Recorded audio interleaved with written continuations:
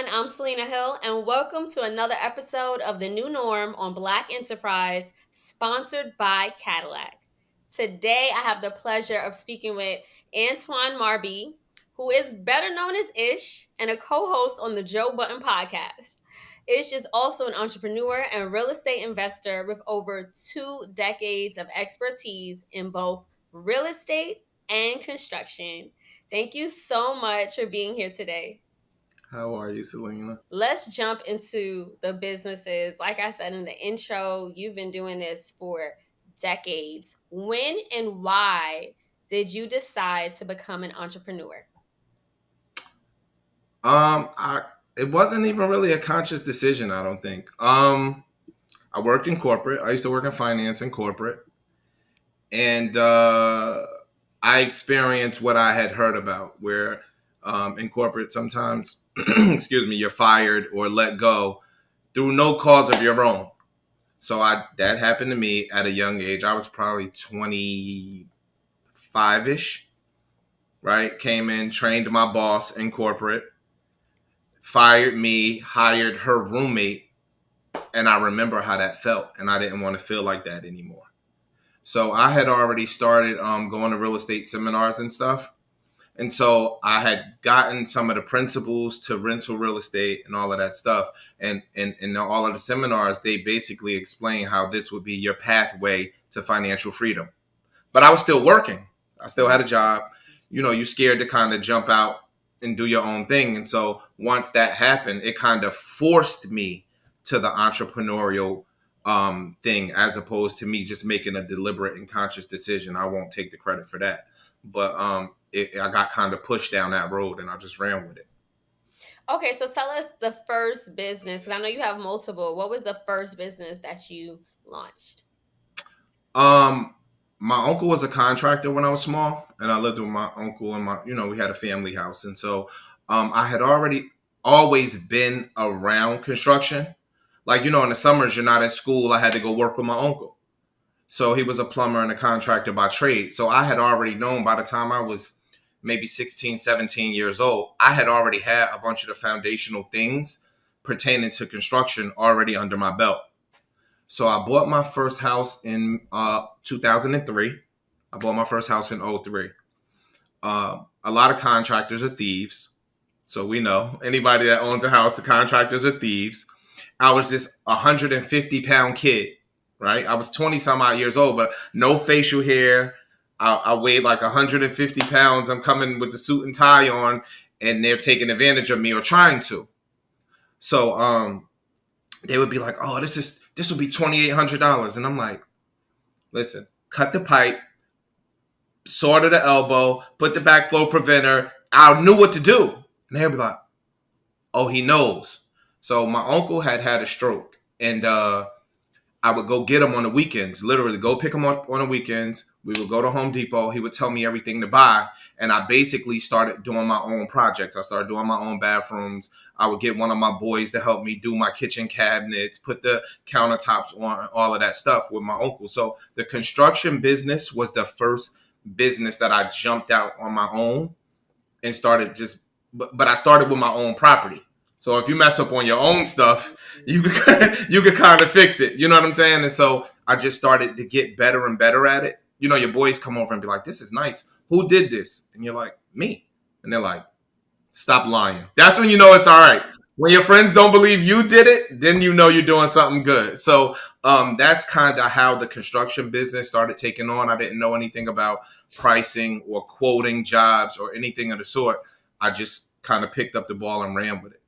Right. And I know you said you bought your first home, multifamily, which is very important. A lot of times we hear people advising, if you're going to buy a home, make it a duplex or a multifamily unit so that you can generate that revenue. Was that intentional? And talk about like how you really started to build your real estate portfolio. I do.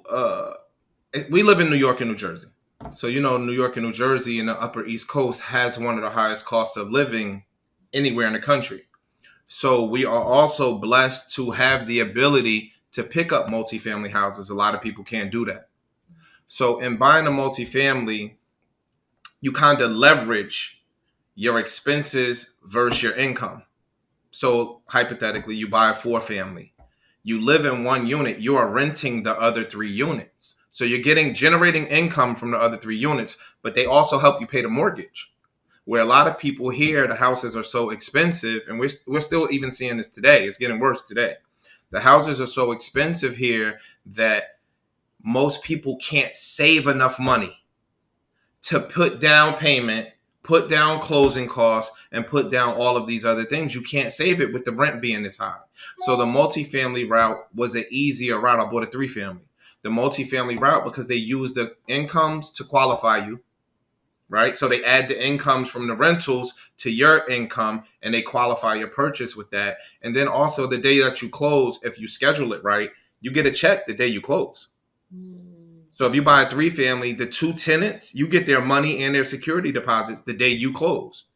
So I had been reading up on that. So it was definitely an intentional thing when I first bought my first house, because you're scared to death.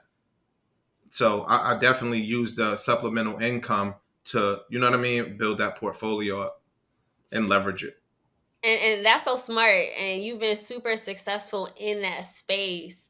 But let's talk about your transition from entrepreneur to entertainer. A few years ago, it's like all of a sudden you popped up on the Joe Budden Podcast, which is the #1 podcast. How did that go? Because it sounds like you were very comfortable and, like I said, successful doing the business. Joe and I have been friends almost 20 years. So we were already personal friends. So we argue like brothers, literally off camera, on camera. That's organic. Like we argue literally. We can be arguing for an hour over a Monopoly game, a spades game, anything. Like we just argue like that, right? And so he had been trying to get me to start my own podcast for years, like literally 6-7 years. I'm a shy guy. So the camera thing is not me. Like, but unbeknownst to many. When you say you're shy, but everyone sees you very comfortable on camera. So what do you mean by you're shy? It's different because I know them. I've known Ice for, you know what I mean, double-digit years. I've known Joe for double-digit years. I've known all of the co-hosts. I've known Maul for double-digit years. So in that space, I'm talking to my friends. You know what I'm saying? I'm talking to my boys. This is not me sitting on CNN broadcasting to the world. It became that, but I was more comfortable talking to my boys. It's like barbershop talk. And after a while, you don't even know the cameras are there. You're just shooting it breeze with your boys. You know, we argue about rap. We argue about basketball. We argue about sports. That's just something organic that men tend to do. So when I got on the platform, it was more just me kicking it with my homeboys as opposed to being a broadcaster or looking at it like a job. Well, the show has remained, the ratings have remained super high since you have come on the show. How has your life changed since you've become an official co-host on the Joe Budden Podcast? The notoriety stuff. I haven't gotten used to it. Like it's Are you saying you're famous? Are you saying that you're famous? I'm not famous. Knock it off. No, I'm not famous, Selena. I'm me. I'm popular, a little more popular. I'm not. I don't think it's famous. I think I'm a little more popular than before. But if you go to Walmart or if you go to Target or if you go to Wawa, right? Like I'm the king of Wawa. So if you go to Wawa, the receipts. Yeah. If you go to Wawa and people are stopping you when you're trying to buy a coffee, that's awkward for me. If I'm in the mall and somebody's like, "No, Ish, you were wrong. Women don't," and I'm like, "Oh, okay. I don't want to fight. You got it." That's something new for me. Like even I've been traveling lately, and people overseas are stopping you to have conversations. That's something that's a little new to me. So that's been a little much to get used to. But I mean, it comes with the territory. Do you like it, or is this something that you're like, oh? It's flattering. Okay. I won't lie, it's flattering. Like somebody stops you. Like I was in Atlanta for InvestFest. So I go to breakfast. I may have saw you there. maybe a little bit. So I go to breakfast, and an older lady, she had to be 50, upper 50s, if I was guessing, came over to me like, "Oh my goodness, honey, you're from the podcast. Can I Oh. have a hug?" This older lady, I'm like, "You hear me say those bad words, ma'am? Ma'am, please don't judge me. You hear me say all of that stuff. I'm sorry." So that is flattering. You know what I mean? Like, to have somebody appreciate what you do, I think is kind of hot. So now that you're an entertainer and again, you're business minded, have you figured out how to really capitalize off your newfound fame, if you will?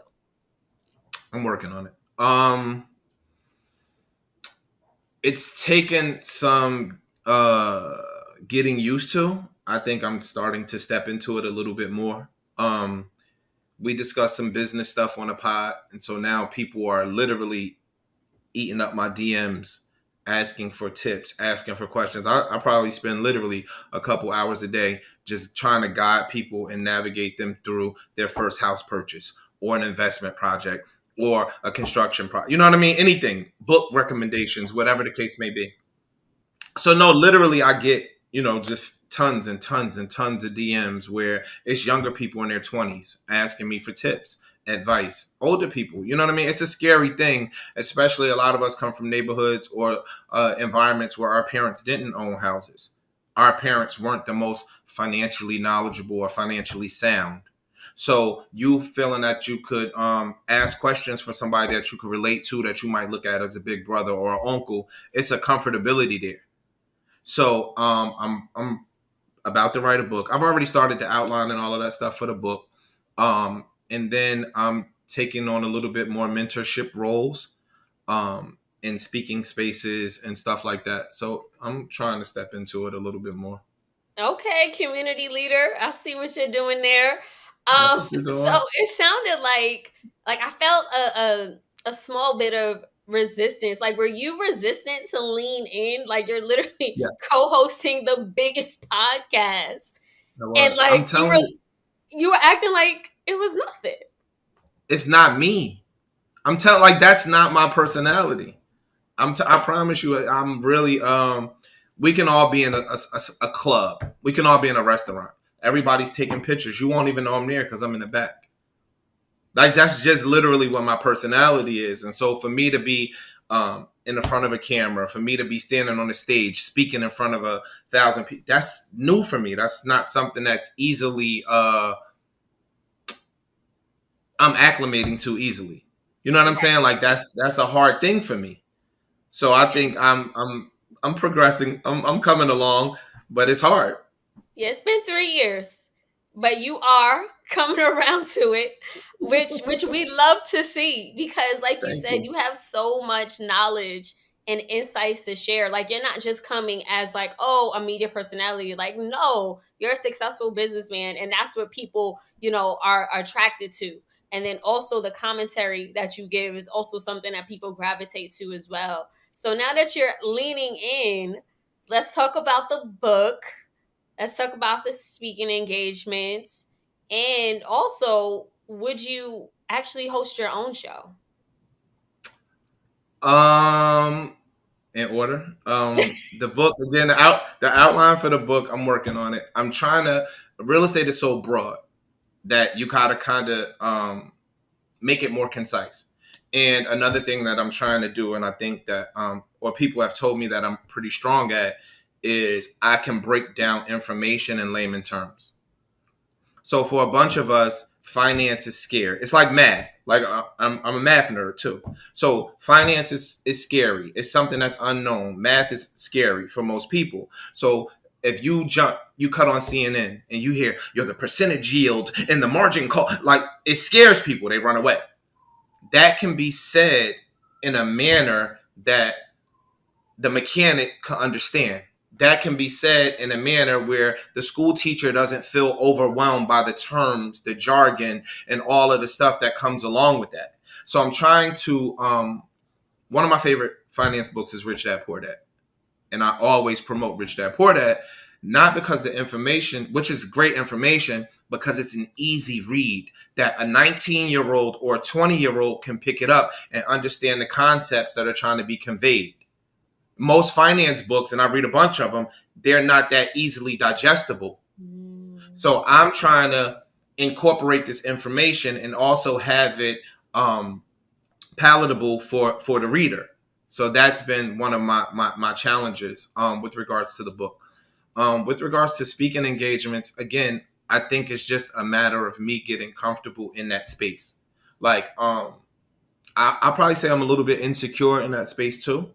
Like, again, you're standing up in front of all these people who what qualifies me to do that? I'm not Bill Gates. I'm not Robert Smith. I'm not, you get what I'm saying? Like, these guys have been doing it and their track record speaks for themselves. I'm just little old ish. So that's just something that I got to mentally overcome. The show. Would I be, I wouldn't be opposed to doing my own show. No, I definitely wouldn't be opposed to doing my own show. I think the timing would have to be good. I think whatever the subject matter would be, or whatever the primary subject matter would be, would have to be I would have to sit down with a team and go over the direction of the show. It's new for me. This space is new for me. So I really don't know what I'm doing. Like, I'm humble in that. Like, the humility just bleeds through. I don't know what I'm doing. So somebody would have to guide me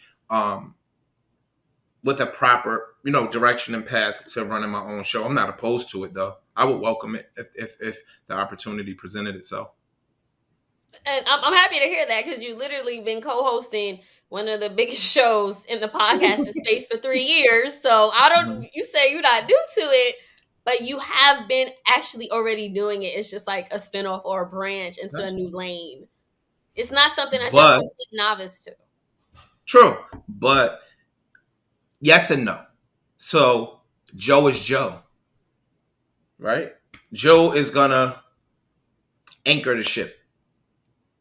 So you don't have it's like playing with Tom Brady, right? Or LeBron James. They're going to carry the heavier load. I could just sit over here and play my part and play my role. When LeBron retires and now you got to be the man, it's a different responsibility. So again, I would welcome the responsibility. It just would be something new for me. And, new things are a little scary. It can be. And let's talk about the mental process that's behind that, because you talked about something that a lot of us face: imposter syndrome, right? Studies show that people of color, and especially women of color, suffer from that the most. And while you were talking, you were like, I'm not Robert F. Smith or Bill Gates. And I'm like, yes, that's exactly why so many people love you, because you are more relatable. You have a story that we feel connected to, and you speak in a way that we can understand, which is why we need someone like you next to the Robert F. Smiths, etc. Thank you. That said, how do you push through that fear, that insecurity, and tell yourself, or get to a point where you feel comfortable? I think it's repetition, right? Like, repetition is the mother of skill. So the more you do something, the better you should get at whatever it is that you're doing. So if you're not a public speaking person, right? Politicians might have started off being a mayor of a town that had 300 people. You know what I'm saying? And then you grow. Now you're the governor of a state that has 45 million people. You know what I mean? And so you'll get more and more comfortable at whatever it is that you're trying to perfect. So I just think that the more I do it, the more comfortable I'll become at whatever it is, whether it's public speaking or whatever. Like you, it's a layup for you now. It's easy. Speaking of things that look easy, you make it look easy to, balancing being a co-host on a huge show and running multiple businesses. How do you do that? How are you juggling all that? I don't sleep much. Really? Promise you. Like, and I'm kind of So what's your sleep regimen look like? You sleeping 5 hours a night, 6, 7? Sometimes not even. You'll go 24 hours of sleep. And I have a small one. So I have a small one. So a new addition to my Small one family. mean So child, right? a baby, a Yes. new addition to my family. So that is another job. You follow me? So what I typically do is I try to do paperwork at night.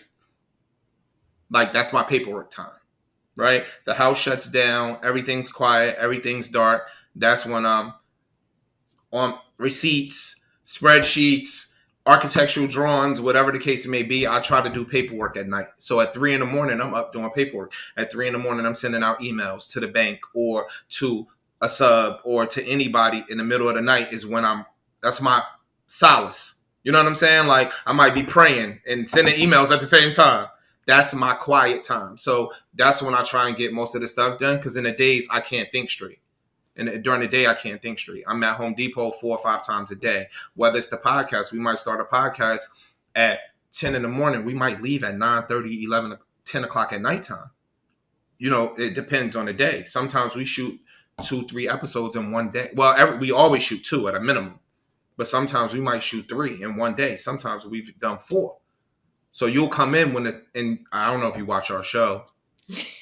I do. I've seen episodes. I'm not like so watching every single episode, but I've seen enough to say I like it but a lot.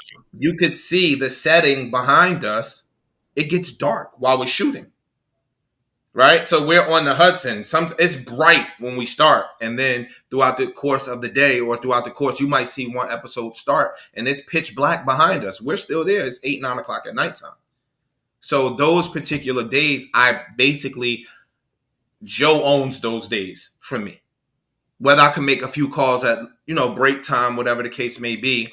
But those 2 days a week, they're not mine. So now I got to cram everything else into the other 4 days that I have of my own. So it's a pain sometimes. So I don't sleep much. Wow. But it comes with the territory. Right. And you get it done. What is it like working with one of the most controversial people or personalities that we have? And I mean, Joe Budden as a friend, and he's so for me, polarizing. It's either you love him or you hate him. For me, it's normal, right? So it's Joe for me. But I think that Joe is almost like an evil genius of sorts. Joe might step into something because from a business perspective, it's the right thing to do. Howard Stern, Imus, the greats, they all did that. You follow me? Charlemagne, all of these guys, they step Wendy into Williams that. Too. Wendy Williams, you follow me? But again, Howard Stern, if you watch the Howard Stern movie, it said that the people that hated him watched him longer than the people that loved him. So it's a formula that's already been presented for success. He's just stepping into that. That's my opinion. And how is it working with him? Again, for me, it's different than others because I'm a debater, right? Me personally, I'm an arguer. I'm an alpha. Joe's an alpha. We gonna butt heads. It's already accepted, right? But that's the dynamic of our friendship pre-pod, right? Now, so now I do have to simmer down a little bit because it's your boss. So I can't have the same vigor in an argument that I would about a sports game or a spades game or a Monopoly game that I have with my boss that's been successful in this space, that's the pinnacle in this space because he knows this way more than I do. You know what I'm saying? So you got to kind of simmer down, humble yourself. He has a recipe for success and you follow that. So I'm cool. We don't really even argue much when it comes to work stuff, or how he wants his show ran. I'm a bow out of that argument because again, I'm in that space. So somebody that might work for me, how I want my construction project ran, they might have a difference of opinion, but I'm paying you. So if I want you to do X first, do X first because my prescription is the one that you got to follow because I'm paying you. And it's the same thing on the pod. I don't have a problem with that. Like you got to be able to, before you can be a successful leader, you got to first know how to be led. I believe that. So, you know what I'm saying? A lot of people have a problem taking leadership um, or taking instructions from somebody that they look at like they're equal. You know what I mean? Like it's hard for us to take instruction from somebody that's young or younger than you. I've been experiencing that forever. Some of my workers could be my dad.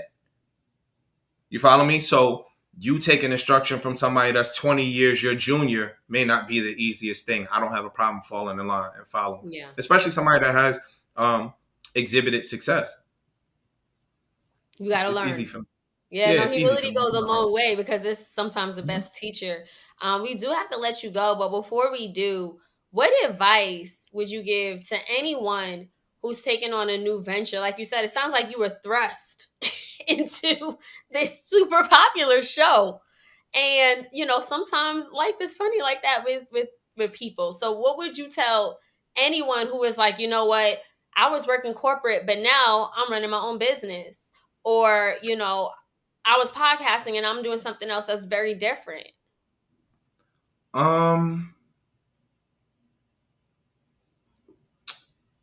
you gotta be open to new information, right? Information is power. A lot of times we fear is a monster. So fear will stop you from being successful. I don't care what your avenue is, whether you could be a ball player, you could be a, a writer, you could be a painter. You know what I'm saying? Like self-doubt and fear are a crippler of success. So I think you gotta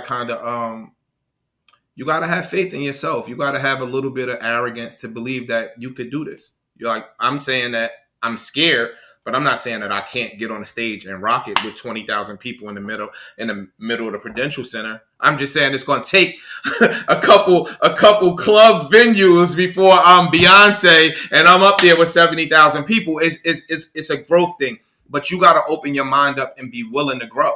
Most people aren't willing to grow. They stay in a level of contentment and complacency because growth is scary. It's new territory. Most people aren't really willing to open themselves up to even allow that possibility. I think that in any new venture, in anything that you're doing, being a new parent, you got to be willing to open up that your mind and take on that new stuff because it's a monster. You know what I'm saying? Like it's a monster.